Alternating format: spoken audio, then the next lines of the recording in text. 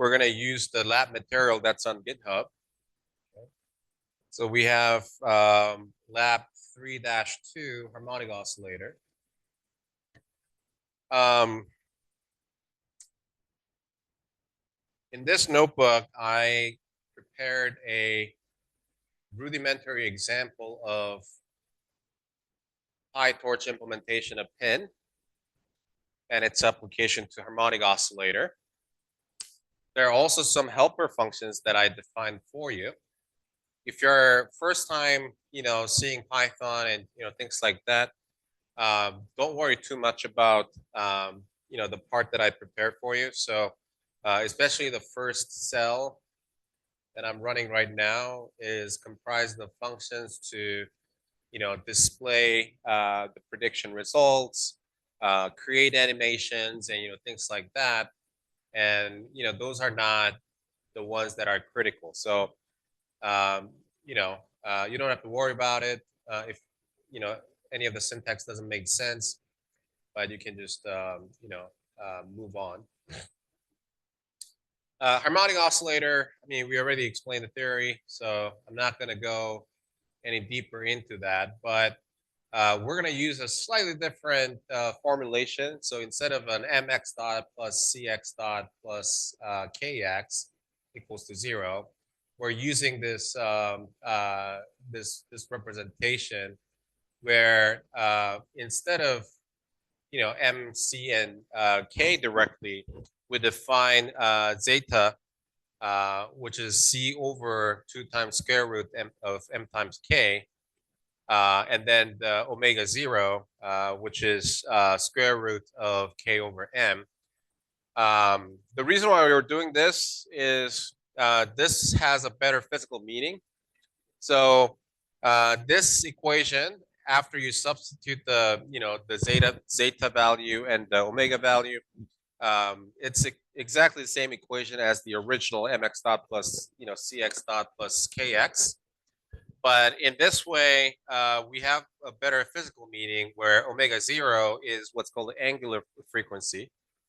And then the zeta is the damping ratio. So when zeta is 0, what's going to happen is, the spring damper system will not have any, friction.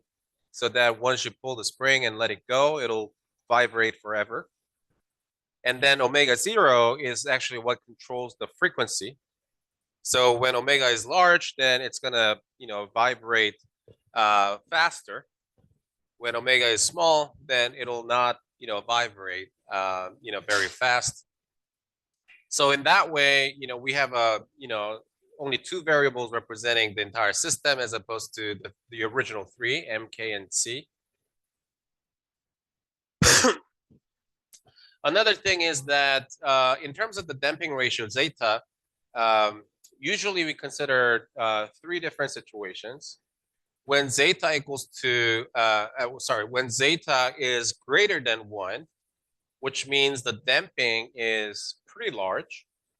And when that happens, if you pull the spring and let it go, instead of vibrating, it'll just slowly restore back to the original position.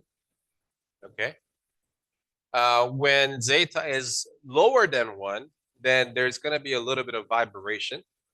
And the extreme case is when zeta is 0, which then the vibration will continue forever. And then some value in between 0 and 1 is going to give you a vibration at the beginning, but then it'll slowly slow down and then go back to the equilibrium state.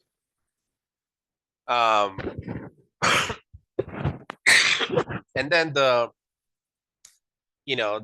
threshold between the zeta greater than 1 and zeta lower than 1 is the critical damping, where this is kind of the configuration where the restoration is going to be the fastest, yet the vibration is not there. So the moment you pull the spring and then let it go, then it'll quickly go back to equilibrium, and then nothing's going to happen. In our case here in this demonstration, we're only concerned under damped scenario. That's the fun part. actually. If it is over-damped or critically damped, then, nothing interesting happens. So we're going to only consider the under-damped scenario. For the scenario where the under-damping happens, this is the analytic solution. Again, if you're not a, mechanical engineering major, you don't have to, memorize this. I just listed here so that you have a formula for the ground truth, so that later when we have the prediction, we can compare it against the ground truth.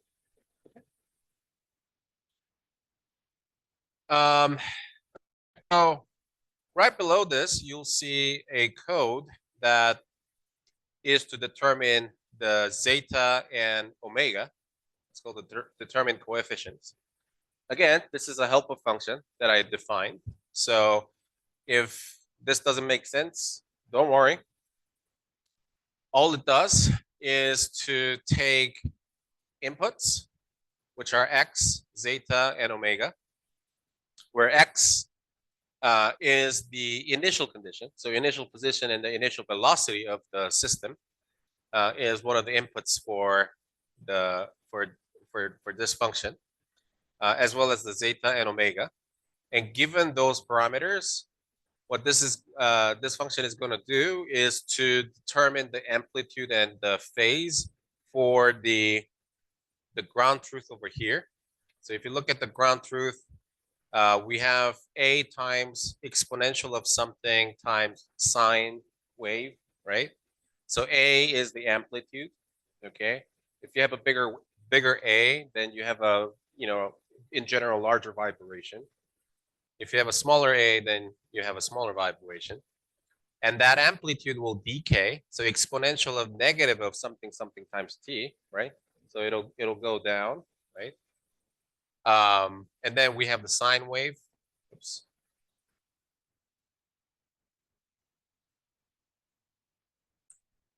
We have the sine wave. And then the frequency is determined by the omega 0. But here's the phase offset.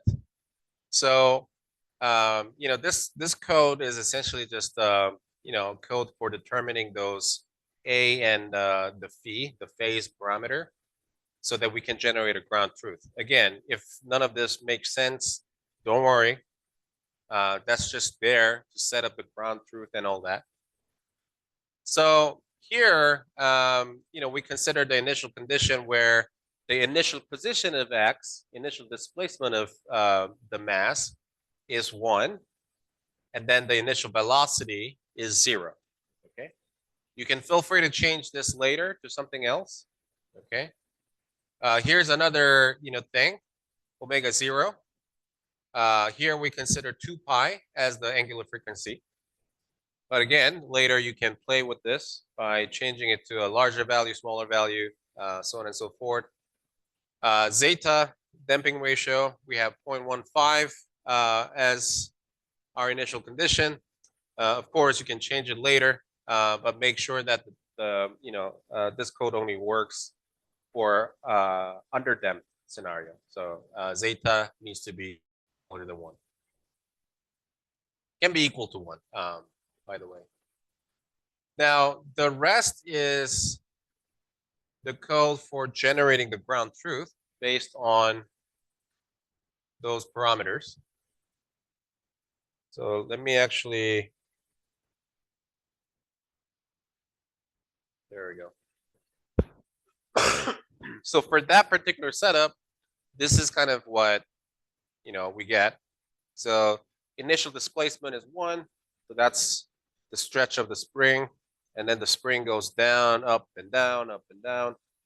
But then the amplitude kind of decays. And then, it's always a good idea to, get a feel of, how things change. So instead of 2 pi, if I change it to 5 pi, then obviously we'll have much more frequent vibration. And then if zeta is greater than, the initial set, let's say 0.8, then obviously the damping is much weaker. Much stronger. so that the vibration is almost not noticeable. So it starts from 1, goes all the way to 0, but there's a little bit of overshoot. If I reduce it to 0.01 or something closer to 0, then the decay of amplitude is almost negligible. Now the vibration goes on, right? So that's kind of the problem we have. Oh, and of course, the initial condition, this could be 1 or 10, but also you can have an initial velocity. So in this case, now I set to 1 and 1. So the position is 1, and then there's an upward velocity, right? And because of that initial upward velocity, you can see that, actually, let me give a bigger velocity.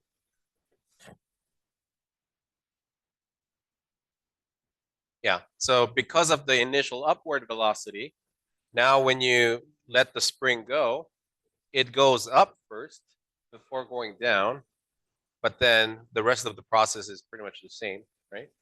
So this is, what you can play with. But again, I'm going to revert it back to the original setting. And this is the dynamics that we're going to try to learn. Okay. Now, that's the ground truth, right? Based on the formula that involves exponential and sine, right? Because for this particular system, we know the ground truth, like analytically, we can calculate the analytic solution of this. But for most of the time, in the real world physics, there's no analytic solution. There's no ground truth, right? So we're going to emulate that situation by sampling some samples from the ground truth. So what's happening over here is we're sample points from the first 1.2 seconds. Okay, so we're going to assume a scenario where we make an observation for the first 1.2 seconds. And then from that observation, we're going to train our model. And then after the model is trained, we're going to see if we can predict beyond 1.2 seconds, because model has never seen beyond 1.2 seconds, right? So T max sample is the maximum time for sampling the training data set. So I set it to 1. And then the sample stride is 20. So the stride is basically the sampling frequency. So, sampling, the opposite of the sampling frequency. So when the sample stride is 1, which is the smallest value that you can have, then we're going to create a really dense sample. And then some large number will make it a little make it scarcer. Now, this is the part. So we have the ground truth. Oh, actually, this is something I forgot to mention. The ground truth that we generate over here is basically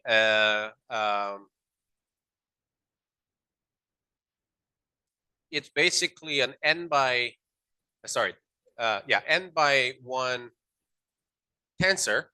Okay, that's GT. N/1 tensor, where n is the number of time steps. Okay, so for this ground truth, we have total of 3 seconds of simulation. And then that 3 seconds of simulation, we have total 1,000 steps. So that 3-second interval is divided into 1,000 pieces of small chunks. Okay, so delta t is 3 divided by 1,000. So from there, we're taking the sample. So we're going to take the sample of the position, and we're also going to take the sample of the time domain, and that's how we construct the training data. So for training data, we have some n by 2, where n is the number of training samples, and then 2 corresponds time and the position. So if I run this, then it'll visualize where the training data was sampled. Again, this is a toy example, so we don't have a whole lot of training points. But this is kind of emulating the real world scenario, right? So we make some measurement initially, and then from there we want to know if the model can predict the future. So far, so good. Now, now that we have the data prepared, the rest is really what you already know. Okay. So the first thing is we're going to create a machine learning model. So in this case, we have a neural network, which I named the backbone. The backbone neural network, this one is exactly the same as what we saw in the lecture slide. So we have 2 hidden layers in the middle. And then we have the input layer and then the output layer. So we have a neural network with 4 layers. The input layer, we have 1-dimensional input, which is the time t. And then the output layer, again, we have 1-dimensional output, which is the position x. Okay. So what this neural network does is to take a time t, spit out the position, make a prediction of the position. That's all it does. Now, in between, we have 2 hidden layers with 32-dimensional feature vectors, or 32 hidden neurons each layer. So that's how the model is constructed like this. Now, if you look at the forward, this is where we stitch things together. So we saw this yesterday, right, during the PyTorch session. As you can see, the fully connected layer, the input layer takes input x and then spit out a 32-dimensional feature vector. Here, we use a thing called a SILU. Okay, SILU is a variant of an exponential ReLU. So exactly because of the conversation we had about ReLU being, like ReLU derivative being 0, we're using SILU. And SILU is kind of exponential approximation of the ReLU, sort of. And since that one involves the exponential function, it'll be differentiable infinitely many times, right? So we're using this activation function instead of ReLU, but that's essentially what it is. And then we have a boring repetition of the same thing, right? And then actually before the output, I don't know why I put this over here. No worries. Okay, yeah, this is correct. So after a few repetitions of perceptron activation, now we have the final output. And that's essentially how our model is defined. So if you want to print the summary of the model, you can see that by doing print model, right? So nothing new here.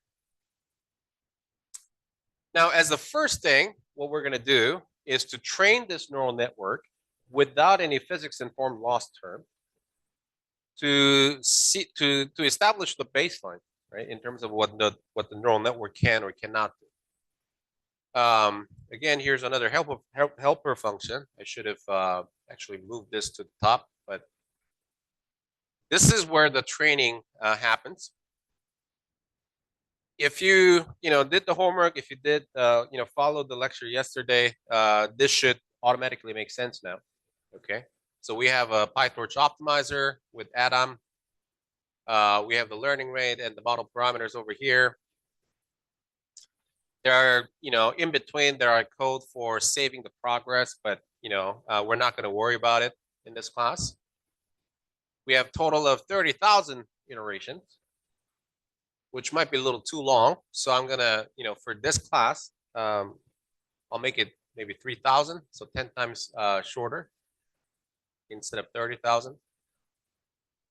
Now, inside of the for loop, I mean, we're basically doing the same thing. We set the gradient for the optimizer to 0. That's always the first thing to do, and then make a prediction.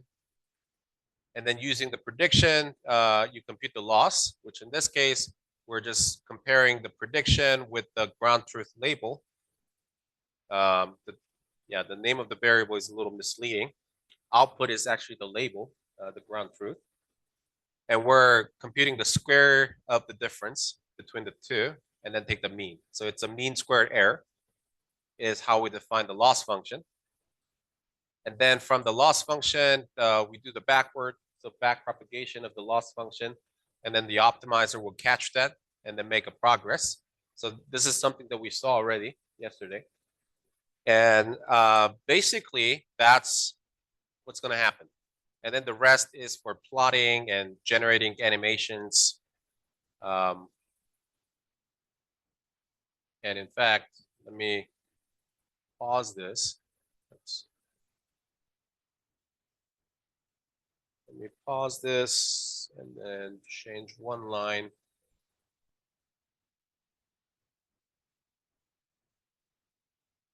Now, every 1,000 iterations, it's going to plot the progress. So this is, the blue line is the neural network, after 1,000 iterations. It fits pretty well on the training data, not as much. But then as you go beyond that, training data, it's completely off. It's just off to the moon. And then after 2,000 iterations, the situation is a little better. But again, after the, t equals to 1.2 seconds, it started to be, way off. Now, after the 3,000 iterations, as long as the training data is concerned, it's pretty accurate. But then beyond that, it's completely off. Feel free to train longer. If you train longer, you will see that the blue curve is going to fit almost exactly, through the training data, which is great. But then, beyond that time point, the neural network will just decide to do nothing. And then you're going to see something like this. So as a physical model, this is horrible, right? This is a very inaccurate model. For the time interval that you're already seen, it's going to do a great job of at least interpolating the training data. But then beyond the point that you've never seen, beyond the time that you've never seen, then it's not going to be able to predict the position of the harmonic oscillator at all. Okay. Yes.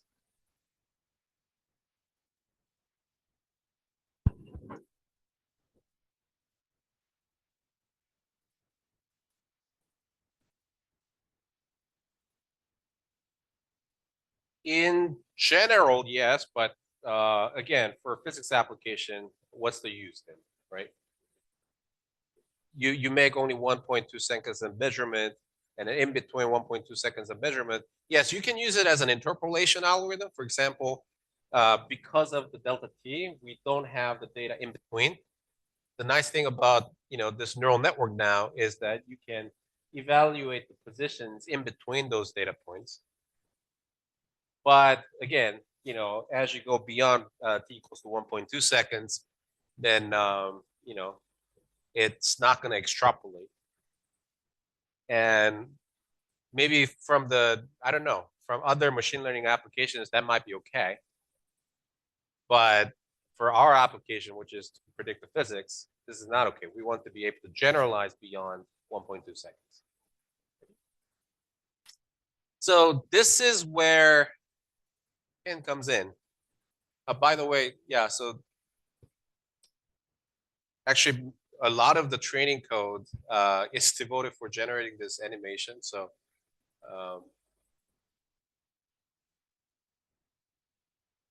that's why the for loop is a little longer. So you see that crazy thing that the neural network is doing. Now, this is the version with the physics-informed loss term. And pretty much everything over here is the same except for this line. So this line over here, what's happening is we evaluate the model and then we make prediction, okay? And for that prediction, we're doing torch.autograd.grad to compute the dx, okay? And then on the dx, we compute the torch.autograd.grad to compute the ddx, the second derivative. And then, the syntax of the autograd.grad we already seen, so hopefully this makes sense to you, right? And after we evaluate ddx and dx, we compute the residual. And the residual is ddx plus 2 times zeta times omega 0 times dx plus omega square times the x, okay, is how the residual is defined, which is exactly the governing ordinary differential equation that we saw before. And that residual squared and then compute the average is what we define as a physics loss. So now that you know the PyTorch autograd and everything, PINN is nothing more than, right, the same exact network, this auxiliary loss function term, which gets added on top of the data loss. The data loss is the usual MSE, mean square error. So data loss plus the physics loss is what defines the total loss. And PINN is nothing more than just that, right? And then what we're going to do is to do the loss stop backward. And when we do that, now since the loss term contains not only the MSE, but also the residual of the ODE, the weight updates are going to happen in a way that the model will somehow respect the differential equation describing the harmonic oscillator.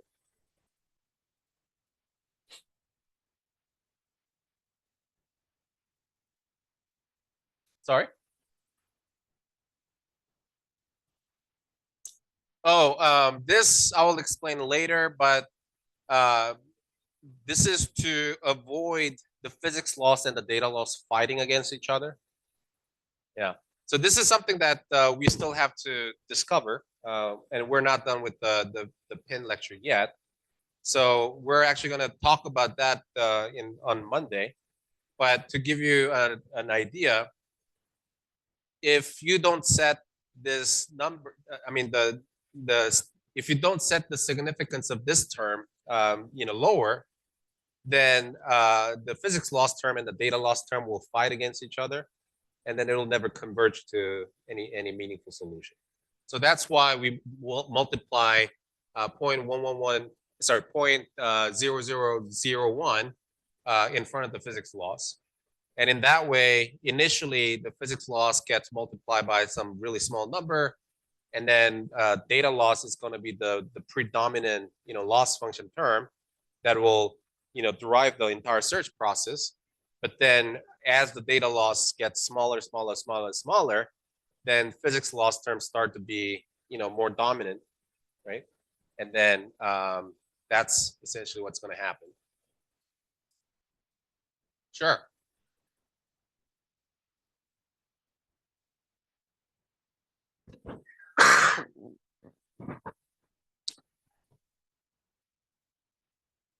So physics laws, okay,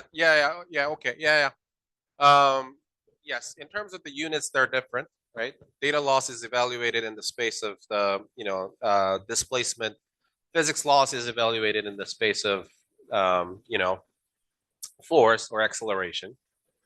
But the objective function is to reduce both of them together.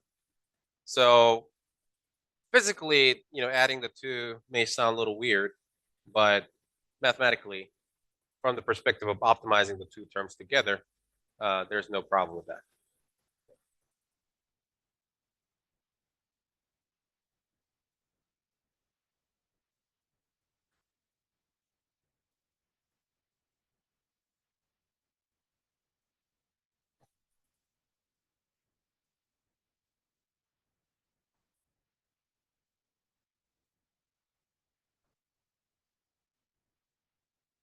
Doesn't matter. Here's one chunk of computational graph. Here's another chunk of computational graph, right? And then no matter how complicated they are, at the end they're combined. Now, a gradient operator is linear operator, which means the gradient of the sum is the same as the sum of the individual gradients. So that's, essentially it's an addition of the gradient.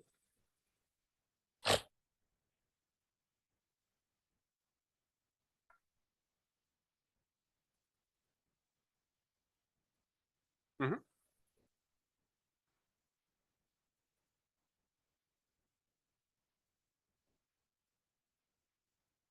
Mm-hmm.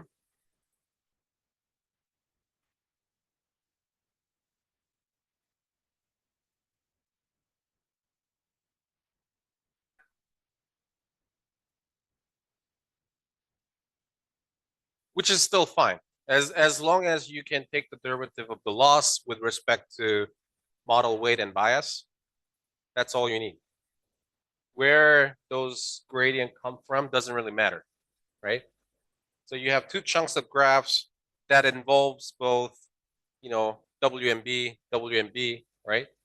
And then they get combined at the end to the back propagation.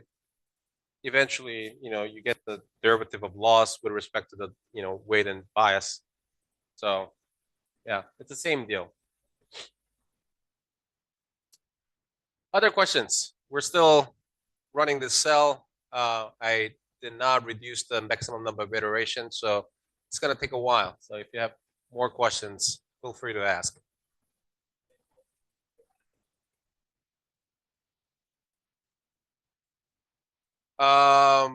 It's yeah. I mean, you can change the DPI, which can be done by figure dot. So yeah, there's a way. I can tell you after the class if you need. It's plt.figure and then fix size, and you can specify the DPI. Yes. So this is something that we haven't covered yet. For now, let's say collocation points are just the points where the PD residual or the ODE residual is evaluated. So we're evaluating the physics laws at separate locations than the training data. Okay. For more details about the collocation points in terms of how we select them and so on and so forth, we'll talk about that on Monday. So graphically, this is kind of where the collocation points are distributed. Okay, so we are distributing the collocation points across, the entire time interval, and then on the collocation points, we do not know the positions per se. We do not know the positions corresponding to the collocation points, but we do know the PD residual, the ODE residuals, right? So that's where we evaluate the residuals. And then, the training data is training data. It's the same thing. And, here we have the iteration 10,000.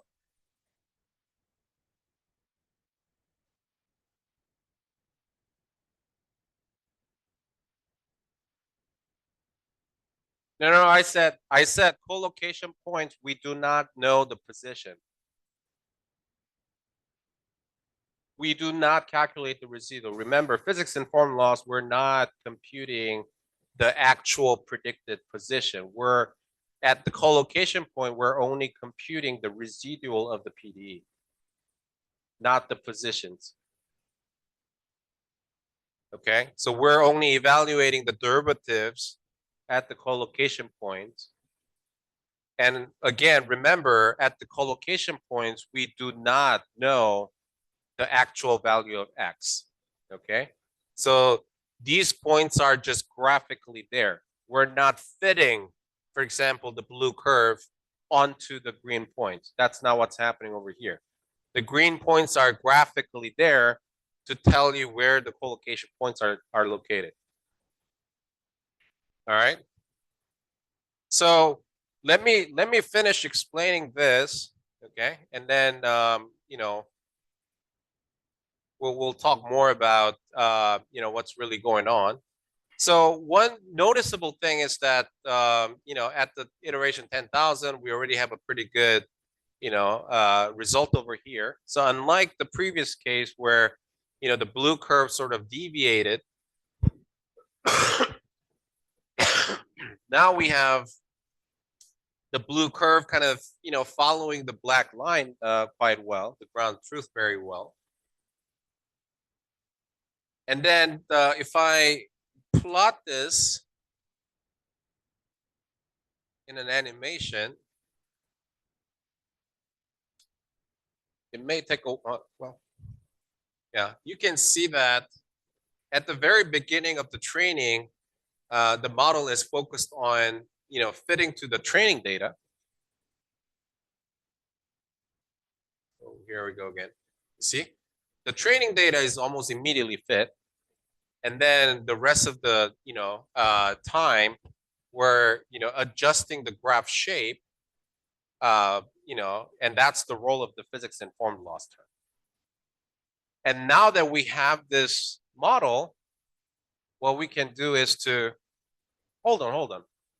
What we can do now is to make prediction beyond the time 1.2 second, right? And then use it as kind of a surrogate model without actually having to run the simulation is kind of the idea here, okay? All right.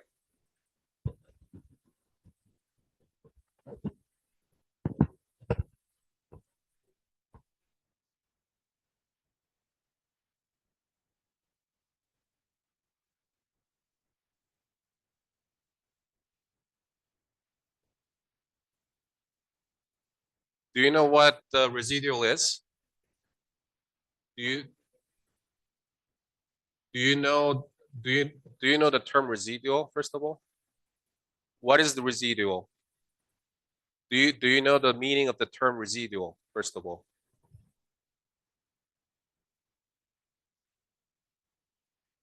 Do you know the meaning of the term residual? Yes. Do you know what residual is? Residual of an equation?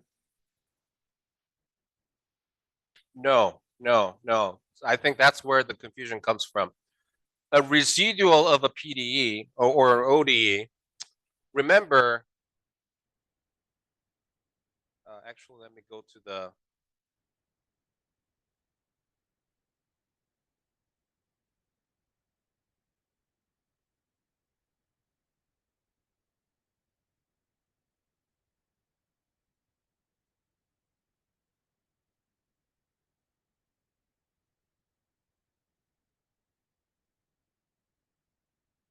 so this is our ODE.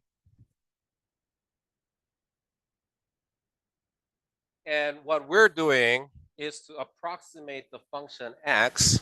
Remember, x over here is not a single variable, it's a function over time, right?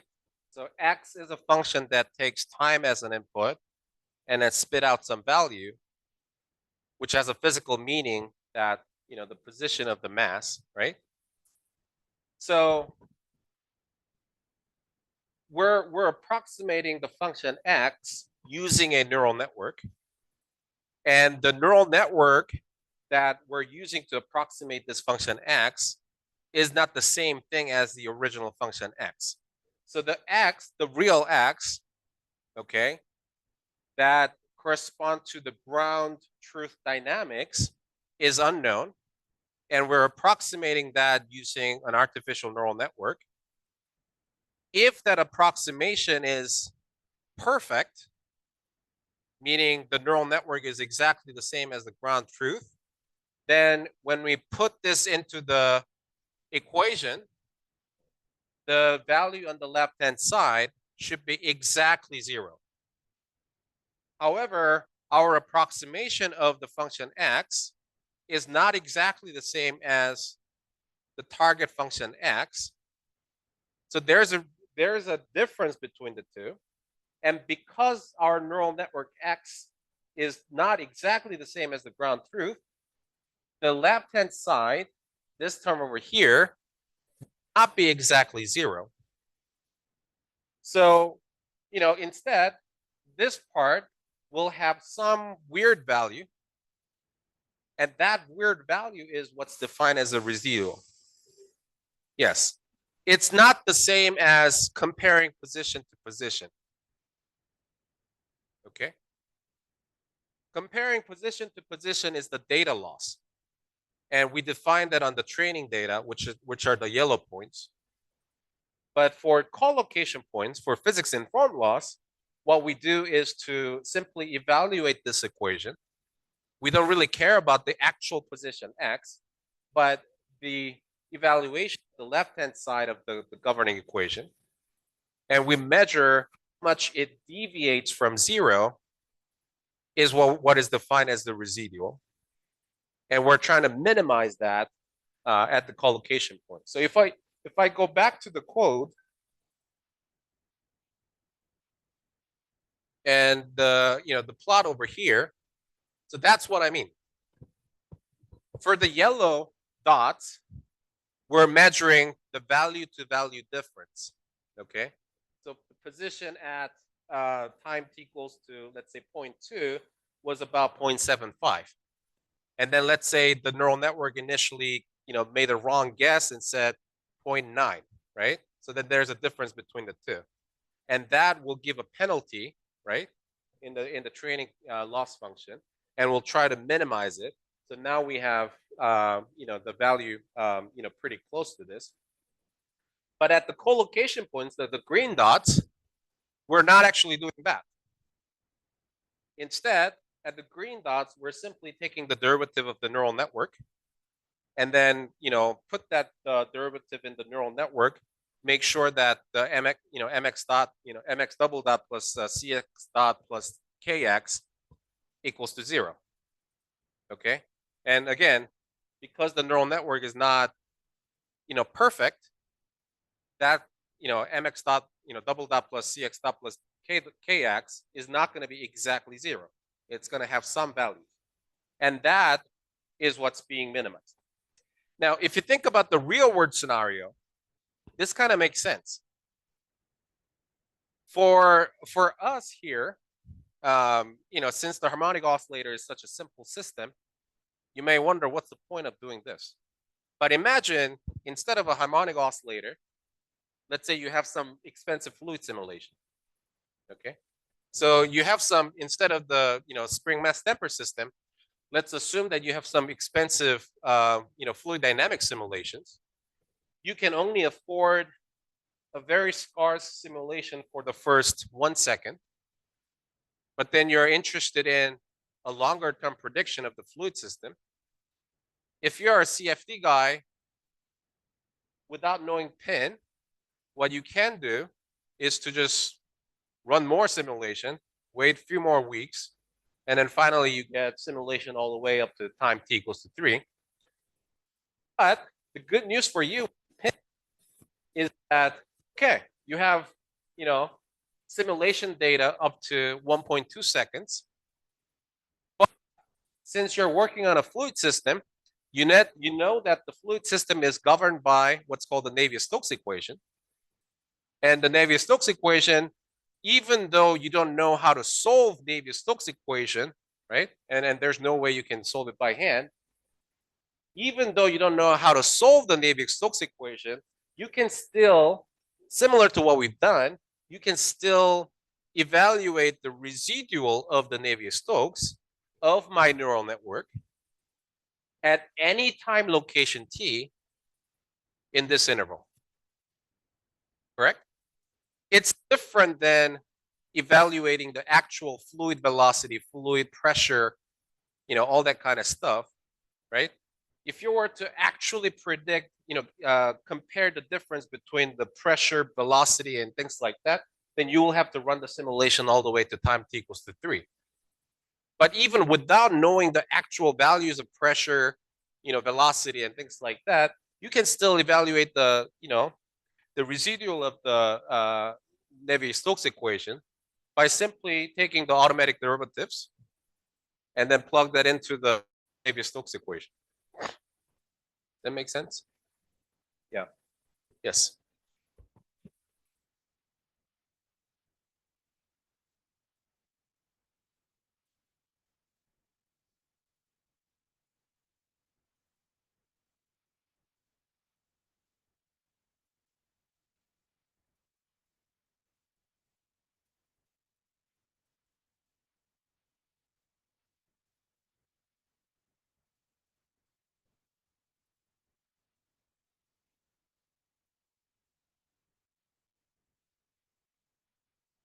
They don't coincide. Yes.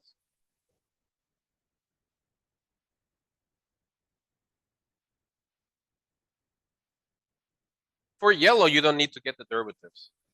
For yellow, you just need the prediction of the neural network, and then you already have the ground truth. Just compare them, point to point is what's happening at the yellow points. Yeah. Yeah.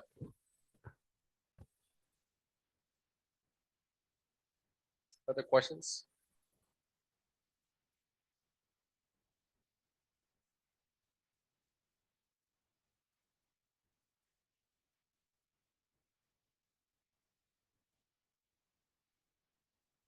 Yes.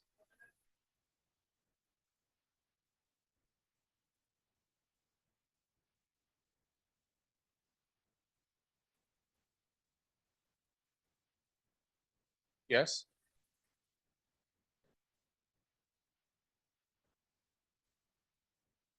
So what? Sorry, what's your question?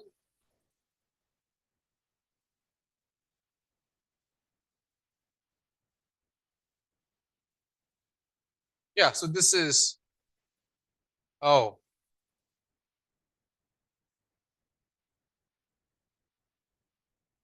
Yeah. So this is X. This is X predicted by the model. This is the model. Yeah. And then this is the derivative of that.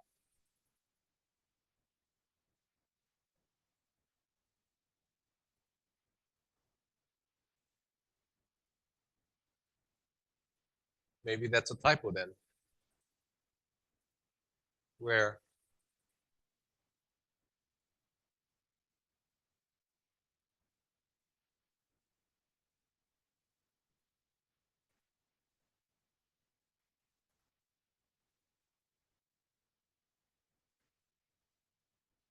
Yes, the neural network X is substituted here.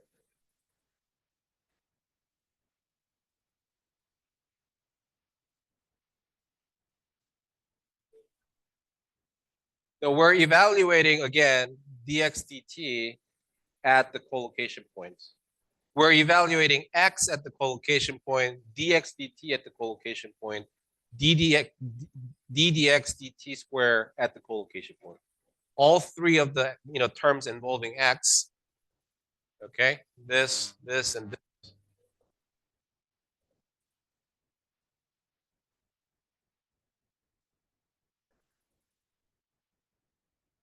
No, all three of them. Right.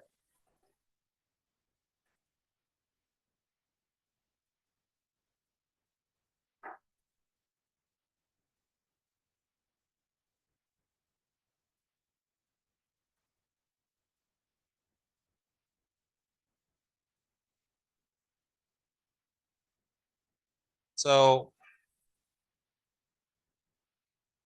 okay.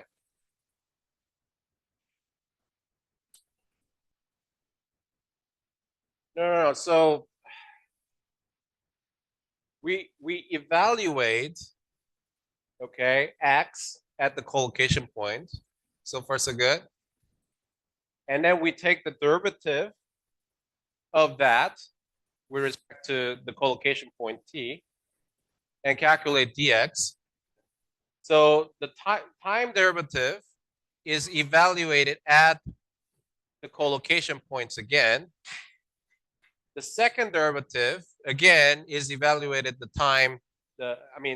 evaluated at the collocation point again. And for those three terms, x, x dot, x double dot are used to evaluate the residual. So I wouldn't call this a predicted value or anything like that. We're not comparing predicted value to a predicted value. We're evaluating a sequence of position, sequence of velocity, sequence of acceleration. It's a function that we're evaluating. Okay, so x is a function, dx is a function, dx is a function, and those functions are plugged into the ODE. And if those three functions are accurate, then you will have no residual equals to 0. But since they're not accurate, this will have some value. And therefore, when we define the physics laws like this, which is the residual square of a mean, then you will have some positive value over there. And then, we're basically, minimizing that during the training process. The difference between the actual function versus the approximated function by the neural network. All right.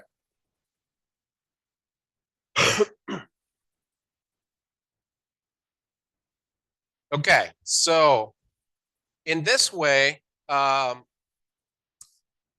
caveat here, the main takeaway message here is that even if your training data is available in certain, interval of time, or, later on when we talk about the, PDEs, partial differential equation, even if your training data is available at certain spatial locations, limited spatial location, it doesn't matter because collocation points can be evaluated anywhere in time, anywhere in space.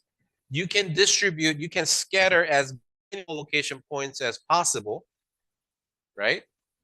And then over there, you don't really need a training data. You just need to evaluate the residual.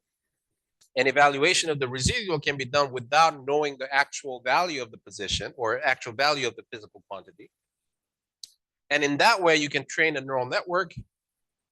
And once the training is done, then you should be able to make predictions, outside of the area where the training data is available. Is kind of, really the main takeaway message here. So that's the first part for the PINN. Now, at this point, I'm not sure if it is a good idea to go into the second part, but here's a different use of PINN, which is to pretend that we only have the training data, but we do not know the omega and zeta. So in the previous scenario, we had omega and zeta given, and we wanted to predict what's going to happen in the future. But instead, you may also think of a situation where, you're an experimentalist and you have a spring and damper system. You let it go, record the trajectory using camera. You collect all the data, but you don't know necessarily what omega is, what zeta is, right? So in that case, PINN could also be used to figure out the values of omega and zeta. So that's the second part, which is called the data-driven discovery. So the first part that we just saw is the solution of a given differential equation. So PINN can be used for solving a differential equation to find the solution function like that. But PINN could also be used to discover the equation itself.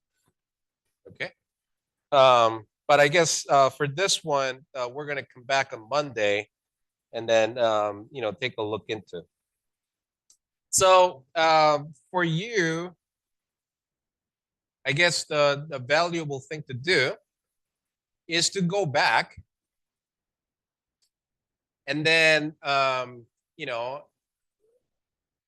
the code where you change the angular frequency and the zeta. See if you can, make the problem, much more interesting. So for example, the best way to make this problem more interesting is to increase the angular frequency and then reduce the damping. So in the simulation community, we call it a stiff system. And stiff systems are harder to simulate. So now instead of the original 2 pi and 0.15, now we have a crazier looking, you know, system over here. And then obviously, if you, try to, sample data from here, this may not be enough, right? And then, try to train the model in that case.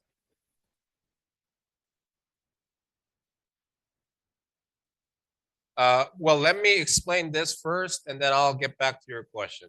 All right.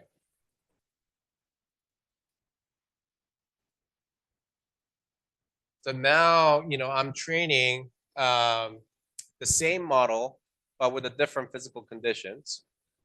And the bad news is this code is not going to work very well for that tougher situation for an obvious reason. So you may want to increase, for example, the number of training samples. You may also want to make the architecture more sophisticated. Right now we have 2 hidden layers. Each has 32 neurons. You may want to increase the number of neurons. You may want to, make it deeper. Go ahead and experiment. Okay. What else? You may also want to play with the optimization in general as well. So there are a lot to play with this added complexity. So try to have fun, over the weekend, and then on Monday, before come back to the class, try to have fun with different configurations, different physical parameters, and then see if you can train a model that gives you a better result. Don't be too ambitious though, because PINN is limited. So if the stiffness of the system goes beyond a certain point, PINN will fail to learn anything, or it will still learn something, but it's not going to be accurate. So don't be too ambitious, but try to change, increase the complexity of the model a little bit. Yeah, see, it's already struggling.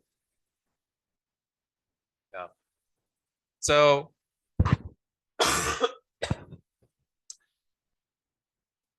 this is dramatically different result, right, compared to the previous one, and that's because we have a really stiff system with a really high angular frequency. So don't be too ambitious like this, but change the physical parameters and see if you can manage to train your model. With the complex problem, I think you're going to need a more frequent sample. Of course, you're going to need more sophisticated model. But using those, see if you can train the model and then have fun with it. Okay, so that's going to be the homework. Back to the question, how to determine the number of samples? Well, this is, we're emulating the real world scenario. There's no way of determining how many samples you need or how to sample the training data. Like in the Navier-Stokes situation, PINNs are usually used without any simulation data. They only have the initial configuration of the fluid, which means that you have only one orange dot. You have an orange dot at the beginning, and then starting from there, you try to fit the curve without having the additional training data. So usually the data points are given by the problem. It's not something that you determine. Yeah. So if you can afford a large number of data, good for you, right? If you can afford, for example, if you can afford a large number of data all throughout the interval, then you probably don't even need PINN, right? But in most of the cases in the physics world, you can only afford a very short period of time at the very beginning, right?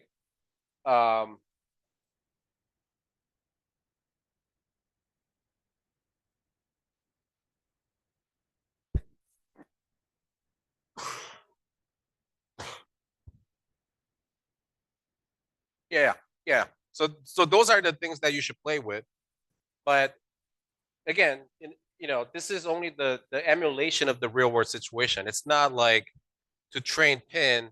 It's not like you got to have certain number of training data. Okay, so you have to live with what you already have. So in this case, um, you know, this is a very unfortunate scenario where, right, the training data is not enough to resolve the frequency actually. So, um, I don't think the PINN will ever be able to learn from it. But again, this is not the sampling rate is not designed for this high frequency data. So um,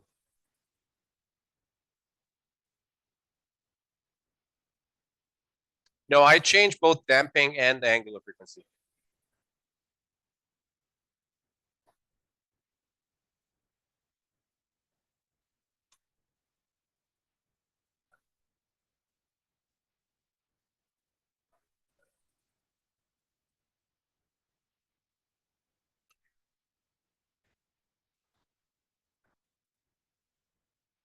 So that is something that we're going to see as the limitation of PINN. In fact, if the initial condition, boundary condition, or physical parameters change, then you have to retrain the model. Yeah, which to me is kind of a dumb, thing to do. But originally, when the authors first came up with PINN, they came up with it as a solution, as a solver for partial differential equations. So solving Navier-Stokes equations using the traditional numerical solver will take forever, but you could also solve Navier-Stokes equation using neural nets, and that tends to be much faster. Again, for harmonic oscillator, solving the harmonic oscillator equation using numerical solvers will be like a second, less than a second, versus training this takes, more than a minute. So it kind of beats the purpose, right? But that's because I, got this toy example.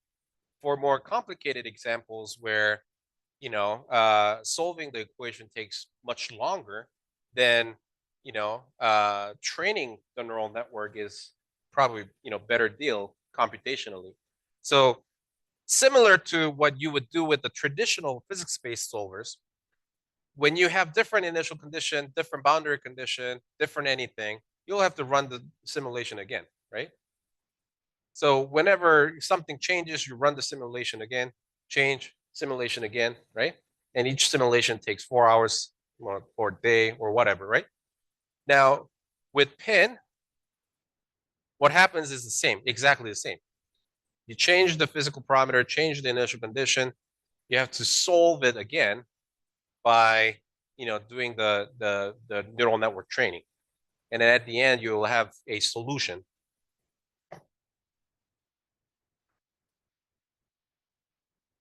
So that we're gonna see later. So right after this is a different method called a neural operator, and then there's also a method called the physics-aware recurrent convolution. Those are the ones which can actually learn and predict instead of solving. So for those methods, what you can do is whenever the initial condition or the physical parameter change, that can go in as an input to the neural network, and then the neural network will just spit out the predicted outputs. Yeah. So there's a slightly different nuance in terms of what physics-informed neural networks do. To give you a background, PINNs are developed by applied mathematicians, essentially. So those are the mathematicians who came up with this idea of solving PDEs using neural network, which is why it's a little bit different from our perspective. The engineers were always, thinking from the perspective of, okay, what if I change this variable, right? What if I change this physical parameter? What's going to happen? What's going to be the response of the system, right? And that's something that we're interested in doing. Mathematicians, they're looking for a different algorithm to, solve a PDE, right? Right. Fourier could be one way of solving PDE, right? Or you could also do finite volume method, finite, right? So neural network as another solution method for PDE, they come up with this. And us as an engineer looking at this have a lot of question marks. Like, what the heck is thing, and what's the use of this in the real world scenario? And I think a lot of questions today are kind of coming from that perspective. But we'll get to the point. We'll get to the point where we can train a neural network, more practical engineering application, where okay, this whole black box, whenever you throw in an input, initial value, it'll just predict, what's going to happen in the future, as a function of those initial conditions. That will be far more useful for many of the engineering applications, right? So we're going to get there, but to get there, you got to know this first, and then once you know this, then everything else is going to be pretty straightforward. So, all right, I think we're way over time, so thank you all. And on Monday, we're going to go back to PINN. There are actually many other slides that we still have to cover about PINN, and then there are applications of PINN. And once you take a look at those different applications, I think it will start to make sense a little more. But before coming back, like I said, play with the code, and then see what you can find. So thank you so much. Have a great weekend, and see you on Monday.